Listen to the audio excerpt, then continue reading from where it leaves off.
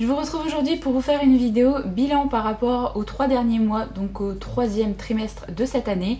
Vous savez que j'aime bien faire des vidéos un peu bilan pour la fin à chaque fois de chaque trimestre parce que ça m'aide aussi pour me préparer ma vidéo de mes meilleures lectures de l'année. Puis comme d'habitude, je vous présente pas uniquement que mes coups de cœur mais vraiment mes très bonnes lectures. Comme ça je pourrais encore piocher dans ces vidéos là pour vraiment ressortir uniquement les gros coups de cœur que j'ai eu cette année pour faire vraiment le top de mes meilleures lectures. Mais là je trouve que c'est bien aussi de vous présenter un petit peu mes très bonnes lectures parce que j'ai quand même très peu de coups de cœur, donc c'est intéressant aussi de pas oublier mes très bonnes lectures et je suis sûre que ça peut plaire à beaucoup de gens aussi. Et des fois il manque pas grand chose en fait pour que ça passe en coup de cœur, donc je trouve ça triste de laisser de côté les lectures qui m'ont plu et de plus les présenter par exemple en fin d'année. Alors comme d'habitude je fais un léger bilan au niveau des livres que j'ai lus. Alors pour le mois de juillet j'ai lu 16 livres et j'ai lu 7 graphiques. Ce qui est plutôt pas mal. J'ai été un peu reboostée au niveau des graphiques là récemment. Pour le mois d'août, j'ai lu 11 livres et 4 graphiques. Et du coup pour le mois de septembre, alors c'est pas encore terminé à l'heure où je tourne la vidéo, mais normalement je vais juste inclure le livre que je suis en train de lire parce que je vais terminer aujourd'hui ou demain. Du coup ça ferait 12 livres et 4 graphiques. Donc voilà, j'ai alors 4 graphiques, mais du coup je lis aussi pas mal de webtoons en ce moment. Je vous en ai parlé dans le vlog, donc voilà un petit peu pour les statistiques. Au niveau des challenges de cette année, je ne vais pas forcément revenir dessus. Je n'ai pas avancé, je crois. Au niveau des sagas terminées, j'en ai pas terminé non plus. Voilà, enfin si, j'ai avancé dans mes challenges vu que j'ai lu un tome 2 que je vais vous présenter d'ailleurs parce que ça fait partie de mes meilleures lectures de ce trimestre. Mais ça s'arrête là. Donc voilà. De toute façon, au niveau challenge et au niveau un petit peu des résolutions que je voulais prendre cette année, j'aimerais bien essayer au mois de décembre je vous l'ai déjà dit je crois dans une vidéo, de me faire une pile à lire un petit peu où je continue des sagas, où j'essaye de dégommer un petit peu des livres que j'avais mis dans des challenges cette année aussi. Donc voilà, j'aimerais bien essayer de me focaliser là-dessus au mois de décembre. Pour l'instant, il y a trop de livres, il y a trop d'autres livres en fait que je veux lire, j'ai pas envie de mettre la pression. Il y a le Pumpkin Autumn Challenge que j'ai envie de continuer tranquillement. Il y a pas mal de sorties qui me tentent et que j'ai envie de lire assez rapidement aussi. Mais du coup, je me dis au mois de décembre, généralement, il y a très peu de sorties. C'est surtout des sorties un peu collector ou des choses comme ça pour Noël. Du coup, je me suis dit que ce serait le mois parfait pour essayer d'avancer justement dans les challenges et du coup d'essayer de faire un peu au mieux et de valider quelques autres livres que j'avais mis dans mes challenges pour cette année. Donc voilà un petit peu pour le côté chiffres et le côté challenge de cette année. Je vais passer avec les meilleures lectures que j'ai pu avoir du coup pendant ces 3 derniers mois. Le seul roman graphique que j'ai envie de vous présenter, c'est la saga Jujutsu Kaisen, donc de JJ Akutami, qui est sorti chez Kiun, qui est un shonen et que j'ai débuté du coup durant ces 3 derniers mois. J'ai lu le tome 0 et là du coup j'ai les 4 premiers tomes en ma possession. Et c'est vraiment un début de saga vraiment chouchou parce que j'aime beaucoup l'histoire, j'aime beaucoup les personnages. Je trouve que, alors, il faut aimer les shonen où il y a de l'action, où il y a un peu de gore, où c'est pas tout rose. Mais il y a un petit côté aussi humoristique avec certains personnages qui me fait vraiment sourire des fois. Donc je suis vraiment agréablement surprise et j'ai hâte de continuer et j'ai hâte de voir l'animé aussi. Donc si jamais vous aimez un petit peu les histoires un peu horreur on va dire, parce qu'on va parler aussi de personnes qui pratiquent des exorcismes, de certains esprits, de certains monstres, tout ça. Je peux que vous conseiller cette saga, c'est vraiment génial. Comme d'habitude, je fais pas trop de résumés et trop d'avis dans cette vidéo, mais je vous invite à aller voir mes vidéos où j'en parle. J'arrête de vous mettre du coup la vidéo dans petit i ou en barre d'infos où je parle en fait de ces livres pour que vous puissiez aller voir. Mais du coup là c'est vraiment une vidéo un peu bilan où du coup je vous montre un peu les livres que j'ai le plus aimés sans forcément rentrer trop dans les détails. Ça sert à rien que je refasse un update lecture de chaque livre, donc voilà, je je vais pas forcément m'attarder non plus trop sur les détails. Le deuxième livre que je prends, alors c'est pas en fonction de mes préférences, c'est juste je les ai mis là à côté de moi sur une chaise et je les prends au fur et à mesure. Donc c'est le premier tome de la saga Les Dieux Silencieux, donc c'est le Maître des Chagrins de Justin Cole. Franchement, je m'attendais pas à autant aimer ce livre-là. Alors, il sera pas dans mes coups de cœur, il sera pas dans mes meilleures lectures de l'année parce qu'il y en a d'autres qui ont été plus marquantes en fait. Mais ça a été quand même une très bonne lecture et du coup, je voulais le mettre quand même dans cette vidéo parce que moi j'ai adoré le style de l'auteur. Ça se lit très bien. J'ai adoré les personnages. C'est pas forcément la fantasy qui va innover le genre, mais c'est de la fantasy classique qui est bien immersive. Alors, faut aimer le genre de fantasy avec un côté apprentissage, avec une première partie où on rentre dans l'univers où c'est pas non plus hyper palpitant, mais moi j'ai trouvé que les personnages étaient assez intéressants pour justement bien rentrer dans l'histoire et du coup avoir cette envie de continuer ma lecture, et une deuxième partie qui était très chouette et donc vraiment j'aime vraiment beaucoup, et d'avoir un personnage également qui sort un peu des sentiers battus, je trouve ça intéressant en fait, parce que c'est un orphelin comme on a l'habitude de voir en fantasy, mais du coup il souffre d'un handicap, et je trouve qu'on voit pas non plus tant que ça de personnages qui ont un handicap dans des livres de fantasy, surtout en tant que personnage principal.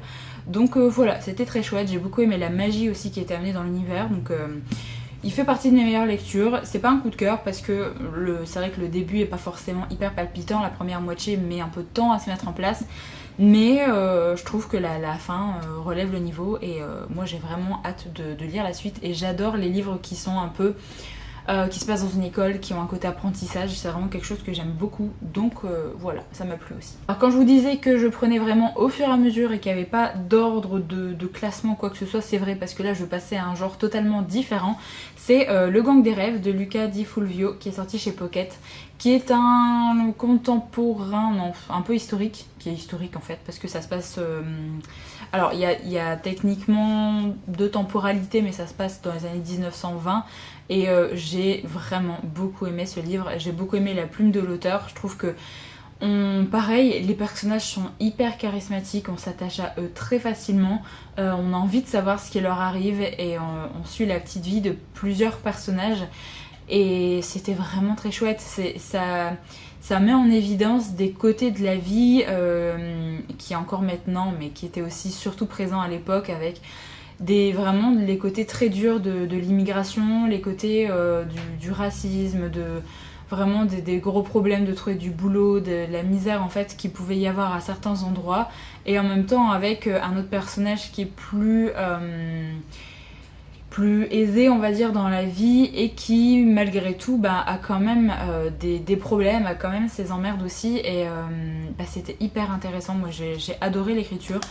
L'auteur arrive à faire passer beaucoup d'émotions dans ce roman, et du coup j'ai très envie de voir un peu ses autres titres, ce qu'il peut faire. Donc voilà, vraiment très chouette découverte que je vous conseille si jamais vous aimez les tranches de vie, en fait, vraiment suivre les personnages au fur et à mesure pendant plusieurs années, ce qui leur arrive, tout ça. C'était beaucoup trop chouette. Les personnages étaient hyper charismatiques, donc ça c'est vraiment cool pour un livre de ce genre. Un autre livre qui est dans un genre totalement différent, vu qu'on part dans du fantastique, donc c'est La Maison au milieu de la mer céruléenne de T.J. Klune. Alors je m'attendais pas à autant apprécier cette lecture, et j'ai écouté des avis un petit peu sur ce livre après avoir lu le roman, et c'est vrai que je comprends en fait ce que les gens en disent. Je comprends totalement quand des gens ont été déçus par cette lecture, parce que en fait ce qu'ils disent c'est vrai, parce que j'ai souvent entendu qu'il se passait pas forcément grand chose, qu'il manquait d'une intrigue dans ce livre, et c'est vrai en fait, clairement c'est vrai. On suit la vie d'un personnage qui va changer au fur et à mesure de ce qui va se passer dans le roman. Il va découvrir des personnes, il va découvrir des enfants, il va voir un petit peu toutes les croyances qu'il a en ce monde, dans ce système qui vont commencer à partir un petit peu, parce que il va découvrir des gens et des personnes qui vont le toucher. Et c'est vrai qu'il n'y a pas de grosse intrigue dans le roman, mais en fait c'est pareil, les personnages je les ai trouvés très attachants. Moi j'ai trouvé que c'était un livre vraiment doudou. Un livre qui était plein de gentillesse, de bienveillance, qui du coup mettait en place vraiment l'acceptation de soi aussi. Et franchement, il m'en a pas fallu plus. J'ai pas été en manque d'une grosse intrigue dans le roman. Vraiment, je me suis mise à lire le livre et c'était très chouette en fait. J'ai juste ça à dire, c'est que j'ai passé un bon moment de lecture, c'est tout. Il m'a pas fallu plus.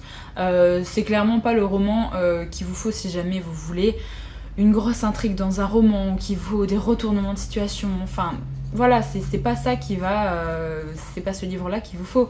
Mais vraiment, si vous voulez un livre qui... avec un côté fantastique, parce que du coup, on a des enfants qui sont très particuliers, ils ont chacun leur personnalité et parfois des dons différents, mais les personnages sont trop bien. Franchement, les messages qu'il y a dans ce roman sont vraiment géniaux. Enfin, franchement, je trouve que moi je suis pour la gentillesse, pour la bienveillance, pour tout ce côté-là. Et du coup, ça fait du bien d'avoir un livre comme ça, un livre cosy, je trouve, un livre un peu doudou. Voilà, moi j'ai aimé ce livre pour ça. Je sais qu'il n'y a pas de grosse intrigue et je comprends les gens qui ont été déçus par rapport à ça. Moi j'en attendais pas grand chose et du coup je me suis laissée porter par le roman. Et c'est pour ça aussi que j'ai apprécié ce roman, parce que j'ai réussi à m'attacher au personnage et je l'ai lu il y a quand même 2 mois là déjà, je crois. Et je m'en souviens encore parce que voilà, ils m'ont vraiment marqué. Donc très chouette lecture pour ma part et la plume de l'auteur se lit extrêmement bien. Donc j'ai très envie de lire un peu d'autres choses de cet auteur. Donc on verra si je m'en prends à un moment, parce que j'aimerais bien lire Le Cœur de Foudre ou je sais plus trop quoi, mais ça coûte une blinde chez MXM Bookmark, punaise je vais arriver. Donc je ne sais pas, je verrai bien, et pour les trouver d'occasion ces livres-là c'est un peu compliqué. Donc on verra bien, ou alors je me les prends exceptionnellement en numérique, mais vu que j'ai pas de liseuse, j'aime pas lire les livres sur mon téléphone. À part les webtoons, franchement, il n'y a que ça que je lis sur mon téléphone, donc voilà. Bref, ça a été une très chouette lecture que je vous recommande si jamais vous voulez un peu ce genre de lecture-là. Je vous disais au début de la vidéo que j'avais avancé un petit peu dans mes challenges de cette année, puisque j'avais lu un tome 2, et c'est bien sûr le tome 2 des Archives de Rochard de Brandon Sanderson que je ne pouvais que mettre dans cette vidéo, parce que forcément j'ai adoré. Si vous avez vu, j'avais fait un reading vlog spécial sur ma lecture, et franchement ça a été beaucoup trop bien. Voilà, j'ai pas grand chose à dire sur ce deuxième tome, parce que j'ai tout aimé, franchement.